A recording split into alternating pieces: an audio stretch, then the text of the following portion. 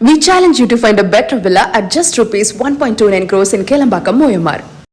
முதலாவதாக இந்த துயர சம்பவத்தில்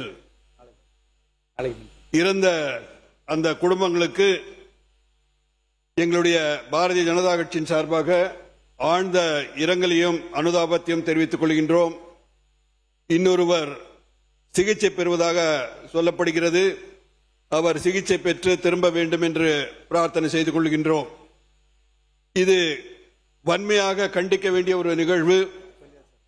சகோதரர் ராமச்சந்திரன் சொன்னது போல் கடந்த காலிலே தமிழர்களுக்கு ஆந்திராவிலே பல தொல்லைகள் எல்லாம் கொடுத்து உயிரை சாதாரணமாக எடுத்துக்கொண்டார்கள். அதே போன்ற நிகழ்வு இன்றும் தொடர்ந்து விடக்கூடாது.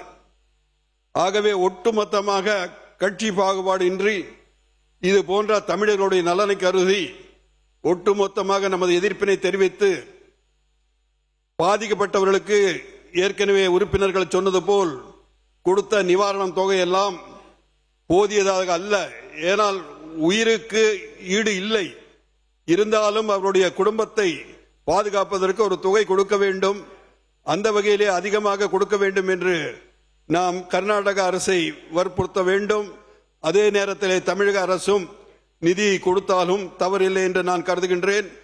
எங்களுடைய பாரதிய ஜனதா கட்சியின் சார்பாக கர்நாடக அரசு அவர்கள் அதிகாரிகள் செய்து கொண்ட அந்த முறை அவசரமாக செய்ததை பார்த்தால் நமக்கு சந்தேகங்கள் எழுகின்றன.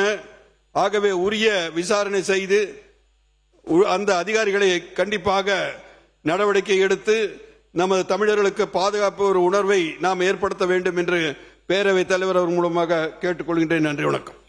We challenge you to find a better villa at just rupees 1.29 crores in Kelambakam, Moyamar.